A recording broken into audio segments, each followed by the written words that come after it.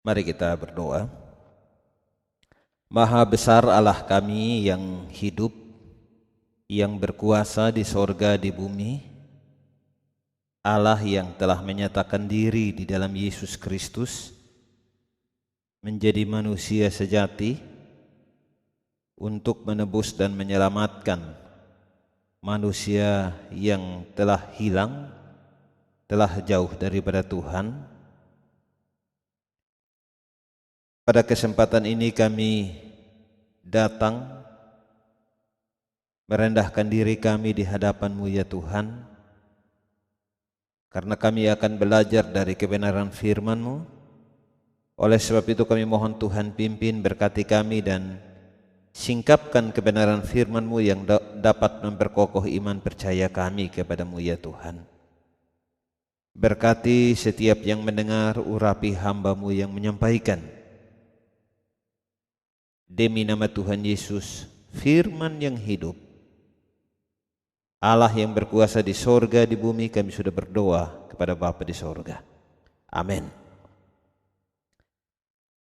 Firman Tuhan pada hari ini terambil dari Kisah Rasul pasal yang pertama, ayat 6 sampai dengan ayat yang ke-11. Demikian firman Tuhan.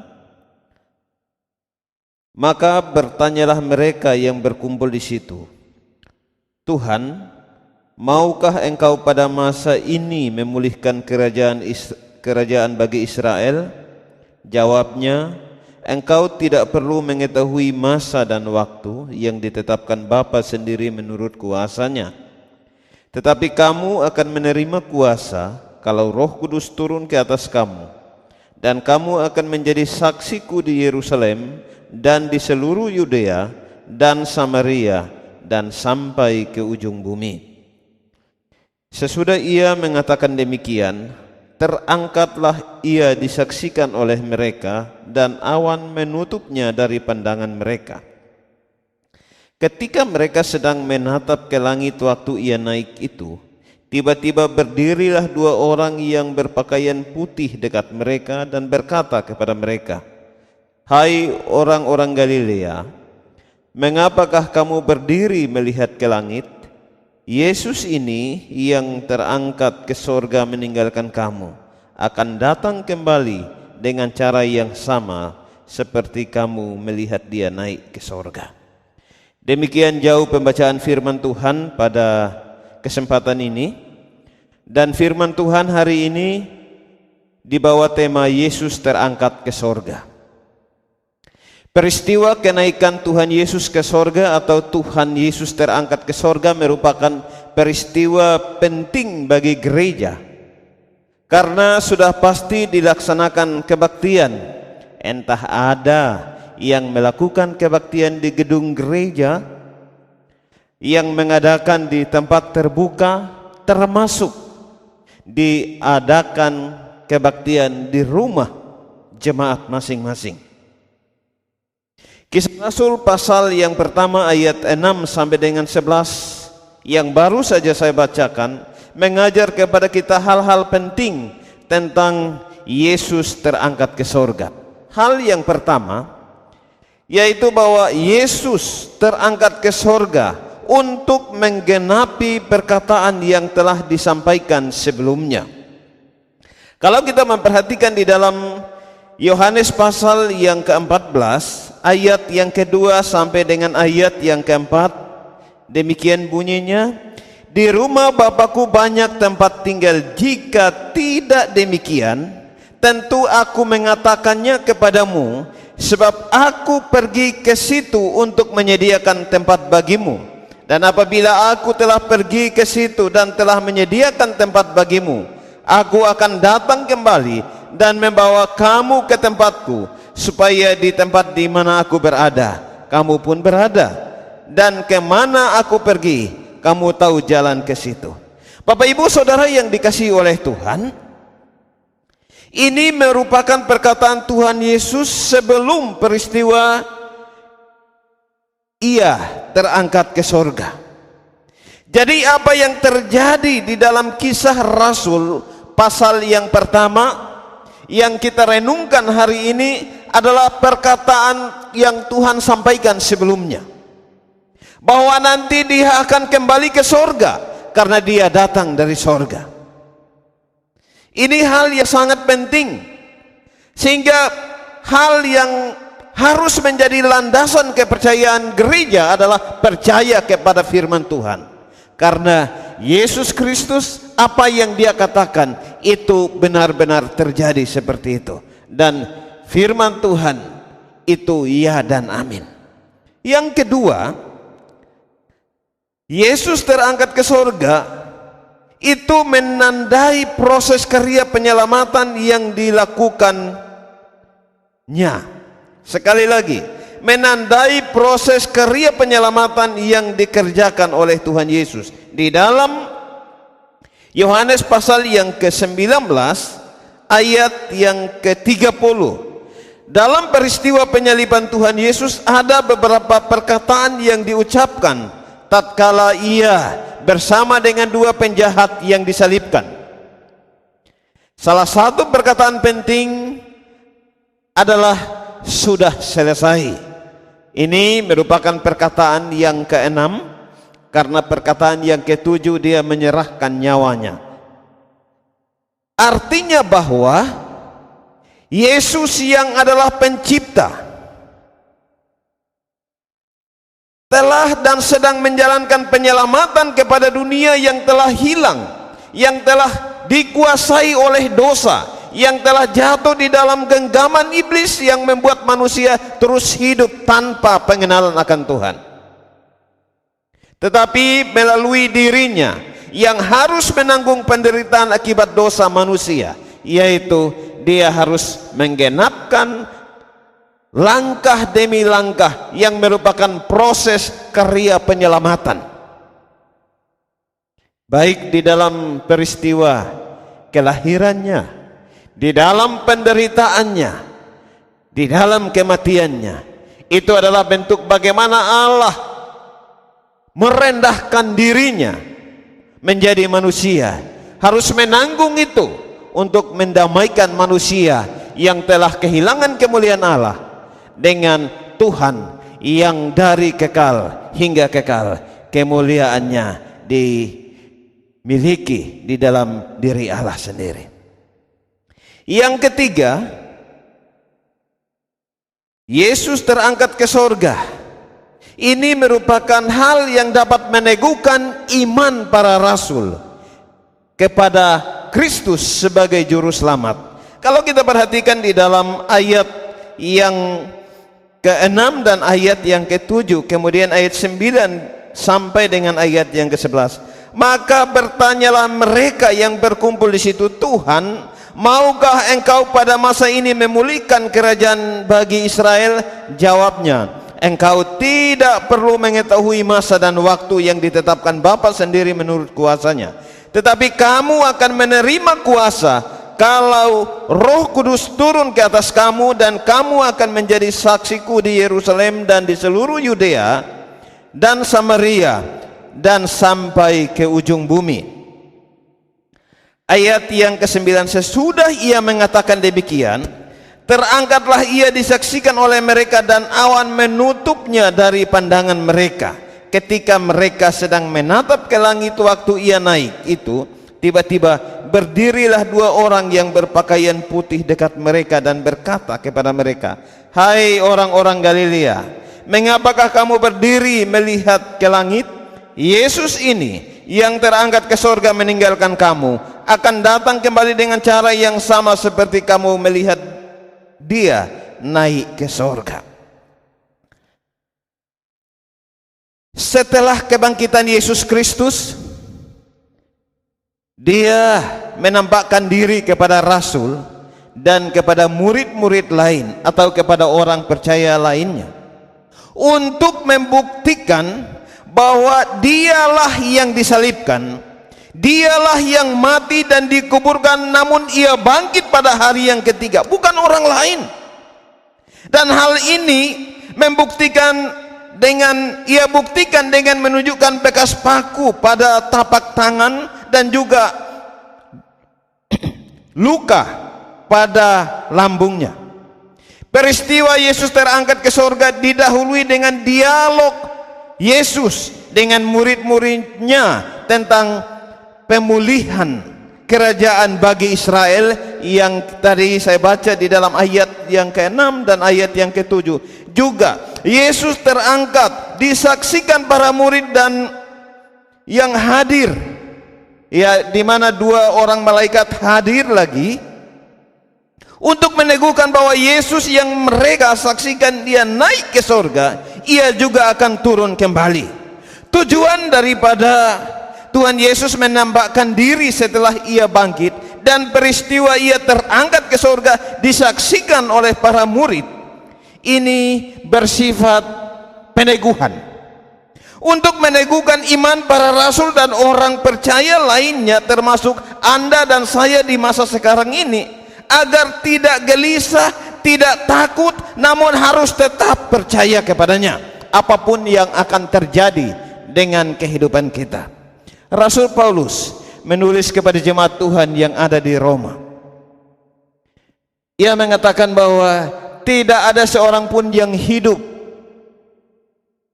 untuk dirinya sendiri, dan tidak ada seorang pun yang mati untuk dirinya sendiri. Jadi baik hidup atau mati, sesungguhnya setiap orang yang sudah percaya kepada Tuhan itu adalah milik Tuhan. Oleh sebab itu, saudara yang dikasihi oleh Tuhan,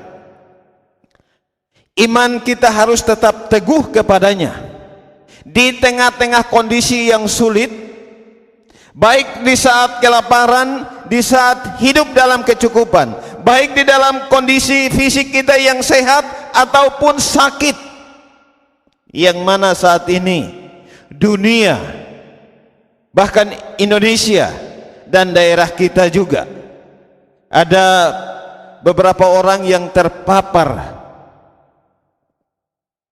COVID-19.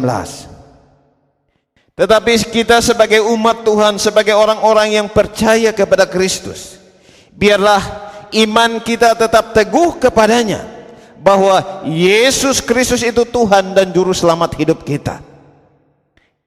Dia berkata bahwa akulah kebangkitan dan hidup. Setiap orang yang percaya kepadaku, ia akan hidup walaupun ia sudah mati. Artinya bahwa Yesus yang adalah Sang Juru Selamat menjamin keselamatan setiap orang yang percaya kepadanya, baik hidup dan toh kalau dia harus mati, tetapi semasa hidup dia sudah percaya kepada Tuhan, maka keselamatan daripada Kristus diberikan kepadanya. Oleh sebab itu, Bapak Ibu Saudara yang dikasihi oleh Tuhan, mari kita perkokoh, mari kita teguhkan iman percaya kita yang hidup di dalam dunia ini, yang penuh dengan tantangan, yang penuh dengan rongrongan hidup, baik yang menyerang kita untuk pribadi kita, faktor kerohanian kita, faktor ekonomi kita, faktor sosial kita, dan faktor-faktor yang lain. Tetapi biarlah iman percaya kita kepada Tuhan tetap teguh. Yang keempat, Yesus terangkat ke surga untuk mempersiapkan para rasul dan orang percaya kepada sebuah tugas yang baru, yaitu memberitakan Injil. Di dalam ayat yang ke-8, di situ dikatakan, tetapi kamu akan menerima kuasa kalau Roh Kudus turun ke atas kamu, dan kamu akan menjadi saksiku di Yerusalem dan seluruh Yudea dan Samaria dan sampai ke ujung bumi. Di dalam keempat Injil, yaitu Matius, Markus, Lukas, dan Yohanes, pada pasal-pasal yang terakhir dari keempat kitab ini,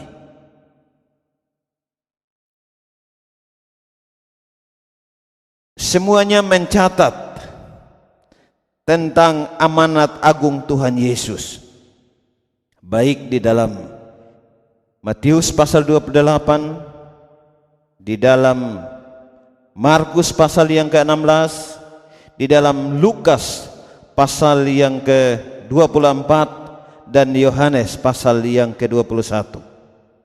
Semuanya mencatat tentang amanat agung Tuhan Yesus.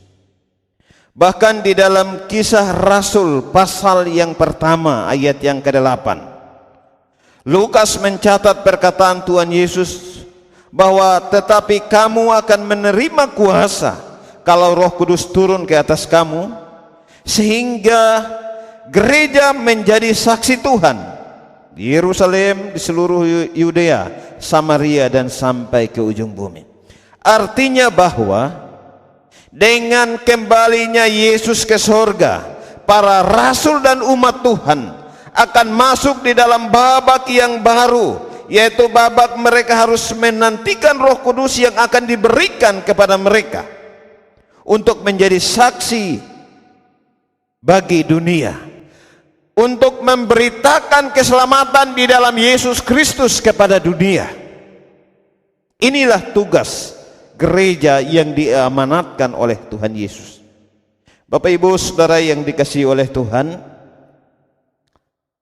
saya kaget mendengar seorang apologis, seorang yang menekuni apologetik, yang bernama Ravi Zacharias. Saya kagum karena dia seorang yang begitu mendalami dan menjadi seorang tokoh yang giat melakukan apologetika. Bagaimana dia harus mempertahankan iman Kristen dan mengajarkan itu kepada begitu banyak orang. Tetapi dia juga memiliki hati yang penuh dengan kehangatan kasih Kristus, dan kehangatan kasih Kristus yang mengobarkan dia untuk di dalam setiap saat mau mengabarkan Injil. Saya mendengar sebuah kesaksian yang dia sampaikan di dalam sebuah video, dan juga saya mendengar langsung ketika dia menjadi salah satu narasumber di dalam acara Revo 500 yang diadakan oleh GRII di Jakarta. Ravi Zacharias menjadi salah satu pembicara. Dia katakan suatu ketika di Gedung Putih di Amerika meminta dia untuk memimpin doa. Hanya dikasih waktu sekitar 5 menit. Tetapi dalam waktu 5 menit itu, sebelum dia membawa para petinggi Amerika di dalam doa untuk makan pagi, dia menantang mereka untuk bagaimana mereka harus hidup bagi Kristus dan memberitakan Injil. Hari ini kita merayakan Yesus terangkat ke sorga, tetapi di sisi lain kita harus sadar bahwa Yesus terangkat ke sorga ini merupakan sebuah tanggung jawab yang baru yang harus kita sebagai orang percaya kerjakan, yaitu kita harus memberitakan Injil kepada dunia ini.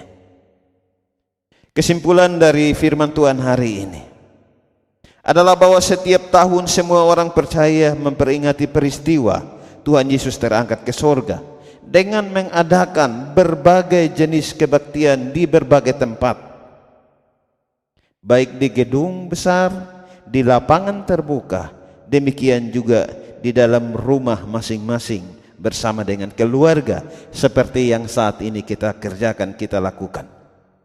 Tetapi biarlah hari ini kita melaksanakan, memperingati Tuhan Yesus terangkat ke sorga dengan sebuah pemahaman yang penting, bahwa Tuhan Yesus naik ke sorga sebagaimana poin-poin yang tadi kita renungkan, yaitu yang pertama, firman Tuhan harus menjadi landasan kepercayaan kita di dalam dunia ini. Yang kedua, karya keselamatan telah dikerjakan oleh Kristus, Sang Juru Selamat, bagi setiap orang percaya. Dan yang ketiga, gereja harus terus memberitakan amanat agung Yesus Kristus kepada dunia. Inilah panggilan Tuhan bagi kita. Oleh sebab itu, kalau selama ini kita masih hidup berorientasi kepada diri kita sendiri, saat ini kita diperhadapkan dengan berbagai kesulitan, tetapi kita melihat ini sebagai kesempatan untuk memberitakan Injil Yesus Kristus kepada dunia. Ketika kita mau lakukan itu, ada begitu banyak hambatan, tantangan. Kadang-kadang dari diri kita hidup dengan ketakutan, hidup dengan kekhawatiran, dari pihak lain yang bisa mengingatkan kita, bisa memotivasi kita untuk memberitakan Injil, tetapi pihak lain juga dapat mencegah kita. Apalagi iblis tentunya tidak diam. Rasul Paulus yang begitu giat memberitakan Injil, tetapi iblis juga senantiasa bekerja dengan menimbulkan berbagai macam tantangan supaya Injil tidak diberitakan. Tetapi tanggung jawab Anda dan saya sebagai orang-orang yang telah ditebus oleh Tuhan adalah kita harus tetap memberitakan Injil kepada dunia. Mari kita berdoa. Ya Tuhan, Allah Bapa di sorga, terima kasih, kami bersyukur hari ini kami dapat melakukan ibadah dan dapat merenungkan kebenaran firman-Mu. Tuhan, berkati umat-Mu yang mendengar, yang menyaksikan. Ada yang melakukan kebaktian ini seorang diri, ada yang bersama dengan keluarga besar, atau ada yang hanya dengan keluarga inti, atau ada yang tidak melakukan ibadah, tetapi kiranya saat mendengar kebenaran firman Tuhan ini, baik hanya audio ataupun menonton video, kiranya Tuhan tolong berkati. Biarlah kami dibawa kepada sebuah pemahaman bahwa Yesus Kristus naik ke sorga untuk menggenapi setiap firman yang telah Ia sampaikan. Terima kasih Tuhan. Di tengah dunia ini kami harus berpegang teguh kepada Engkau ya Tuhan. Pimpin kami, berkati umat-Mu ya Tuhan, dalam hidup dan pergumulan mereka, baik dari yang kecil sampai kepada yang lanjut usia, baik yang saat ini hidup dalam kekurangan, Tuhan tolong pelihara dan berikan kecukupan. Yang dalam keadaan sakit, Tuhan tolong berikan kesembuhan. Yang dalam kedukaan, Tuhan berikan penghiburan. Karena Engkau sudah memberikan penghiburan yang sejati, bahwa Engkau kembali ke sorga untuk menyediakan tempat bagi setiap orang yang percaya, supaya tempat di mana Engkau berada, kami pun berada. Terima kasih Tuhan. Terpujilah Tuhan Allah kami yang hidup. Di dalam nama Tuhan Yesus kami sudah berdoa kepada Bapa di sorga, dan jadikan kami semua pelaku-pelaku firman-Mu. Amin.